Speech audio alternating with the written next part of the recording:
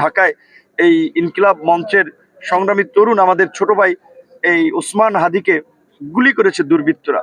কারণ আমরা বারবার বলে আসছিলাম যে যখনই নির্বাচনী তফসিল ঘোষণা হবে, এই নির্বাচন যে তফসিল ঘোষণা হলেই নির্বাচন হবে সেটি বলার অবকাশ নাই। কারণ ওই পতিত ফ্যাসিস্ট শক্তি, পরাজিত শক্তি, তারা নানানভাবে দেশকে অস্থিতিশীল করা, নির্বাচনকে বানচাল করার কাজ করে যাচ্ছে।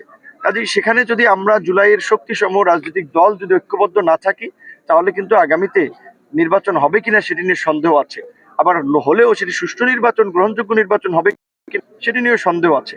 তাই আমরা জুলাইয়ের শক্তিসমূহ ঐক্যবদ্ধ থাকতে চাই, সমন্বয়ের মাধ্যমে আগামীতে একটি অবাধ, সুষ্ঠু, নিরপেক্ষ নির্বাচন করতে চাই। এবং এই জুলাইয়ের শক্তিসমূহ যদি ঐক্যবদ্ধ থাকে, তাহলে কোনো ফ্যাসিবাদী শক্তি মাথা চাড়া দিয়ে উঠতে পারবে না, নির্বাচন বানচাল করতে পারবে না।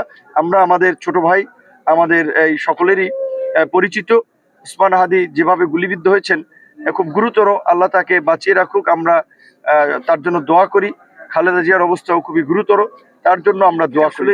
এই আন্দোলন সংগ্রামে যদি 5 জন মানুষের ভূমিকার কথা বলা হয়, সেখানে তো আমাদের নামটি চলে আসবে। এইটা, এই গণ অভ্যুত্থান কোনো রাজনৈতিক দলের আন্দোলন ছিল না, কিন্তু এটি একটি ছাত্র আন্দোলন। সেই ছাত্র আন্দোলন কি ছিল? কোটা সংস্কার আন্দোলন। 2018 সালে যেটি আমরা শুরু করেছিলাম, এবং এই কোটা সংস্কার থেকেই 24-এর রাষ্ট্র সংস্কার, এবং সেখান থেকে আজকের এই গণ অভ্যুত্থান, পরিবর্তিত বাংলাদেশ। কাজী যারা ক্ষমতায় ছিল তারা তো আমাদের এই বিজয়কে মেনে নিতে চাবে না, এবং আমরা যারা নেতৃত্ব দিয়েছি তাদের প্রতি তাদের ক্ষোভ রয়েছে।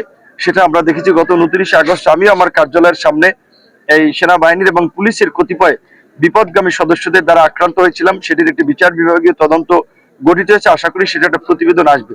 আমাদের নিরাপত্তাহীনতা আছে স্বাভাবিকভাবেই, শুধু আমার না, আমি মনে করি দেশের অনেকেরই নিরাপত্তা শঙ্কা রয়েছে।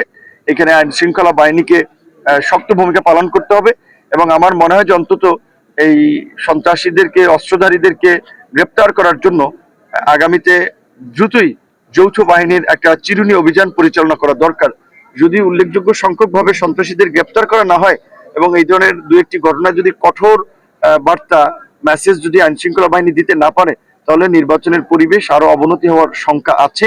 সেইখানে আমরা অবশ্যই উল্লেখযোগ্য আন্দোলনের নেতা হিসেবে, এই আপনার একটি দলের প্রধান হিসেবে আমাদের তো শঙ্কা রয়েছেই।